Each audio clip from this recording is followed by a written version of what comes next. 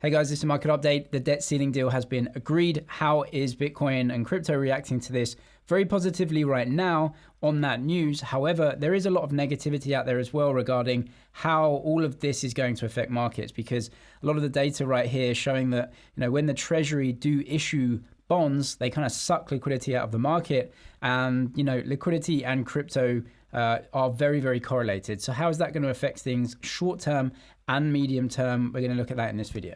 Bitcoin definitely getting bid up on the news that the debt ceiling deal has been reached. So short term, the market's taken this positively, as you can see. However, in the big scheme of things, it's a pretty small candle. Again, we've seen a lot of weakness over the last few months. Now, that may be because of the debt ceiling deal, as you can see here. However, if you just look at the longer cycle, this was, let's say, the bear market bottom. Maybe we have another go at this, but that move away from, what was peak FUD in the crypto markets has happened, and we're nowhere near the bull market yet. And so we could have a period of 6 to 12 months where we literally just chop away. And, but both bulls and bears think they're right when they get a candle in their direction, but then it just reverses the other way. Everyone gets chopped to bits, because I don't think we're in the part of the cycle where we're really going to run away into a bull market.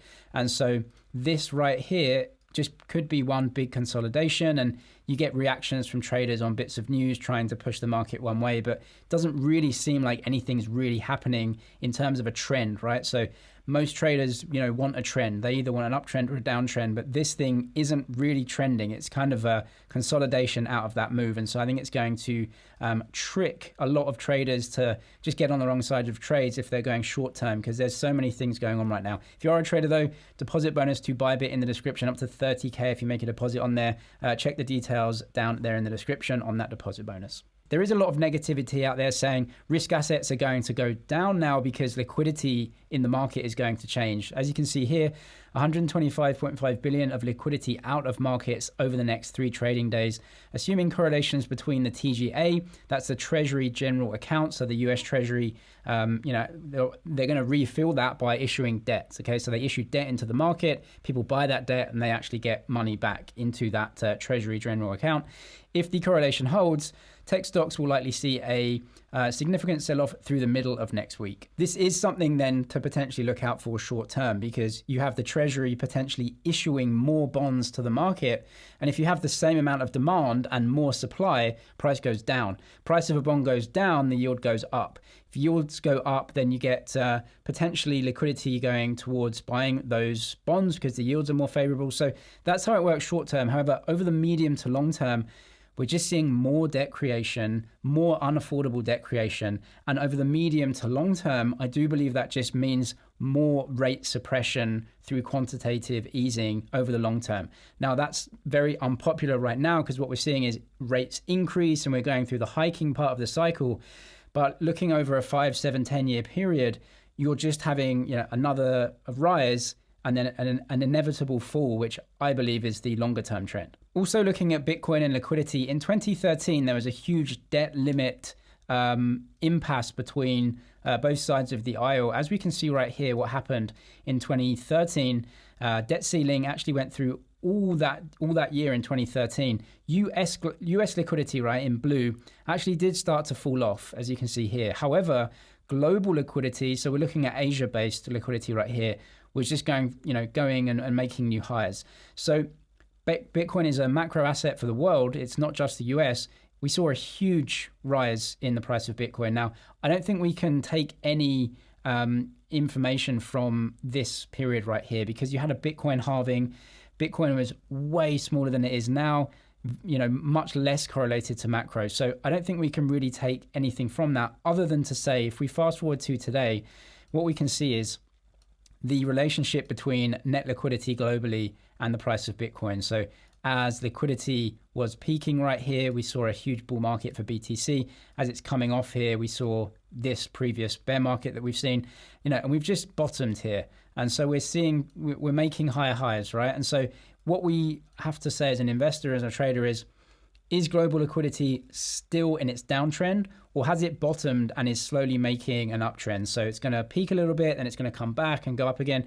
But is this an uptrend further in liquidity? And that's what I want to be investing in over the next 6, 12, 18 months. So as we can see, M2 supply as well globally seems to have dropped off, seems to have made a bottom, and is potentially just making some higher highs and higher lows into an uptrend. So this right here, these three parts seem to be more of an uptrend, right? It seems like liquidity and money supply contracted a lot, but it seems to be loosening up again. And so that's the wider trend over the medium term that I'm really looking at. Short term, you're going to see a lot of volatility this play out.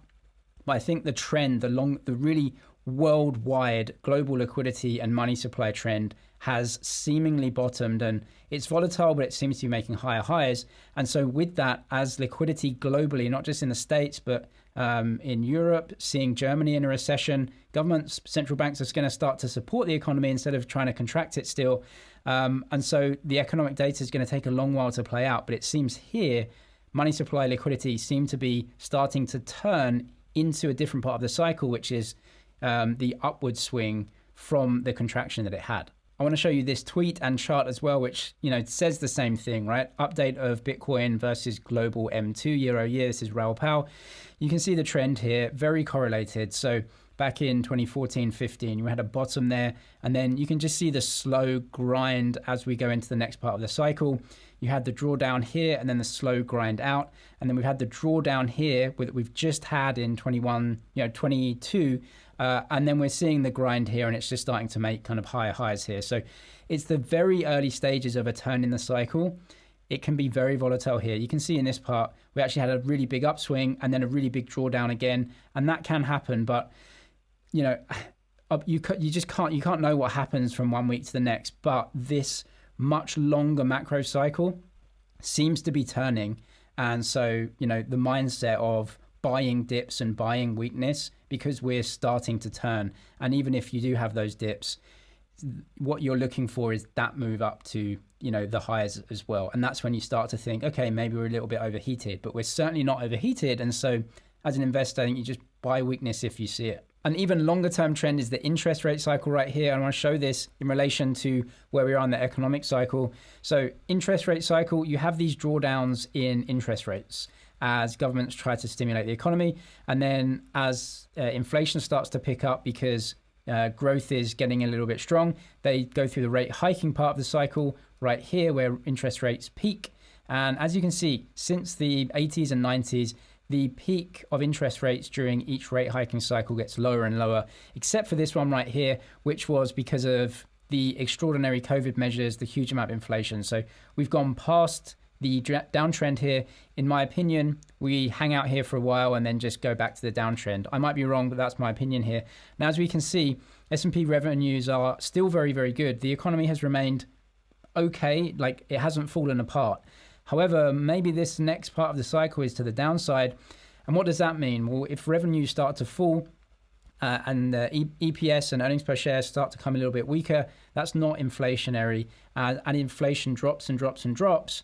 You get reactions from central banks which actually don't hike. They go through the cutting part of the cycle. And so we come back down to this line and maybe lower. So, that's just where I think we are in the part of the cycle right now, which feeds into this as well, right? We're at the peak in rates, peak in hawkishness, and potentially low ebb in liquidity, and that could flip around, and that's positive for risk assets, especially Bitcoin, which is going to react very strongly to this if it continues. These macro cycles take a long time to play out, maybe 6, 12, 18 months, and you have to go through a lot of pain in the meantime waiting for them. However, Bitcoin seems to be primed and waiting for that.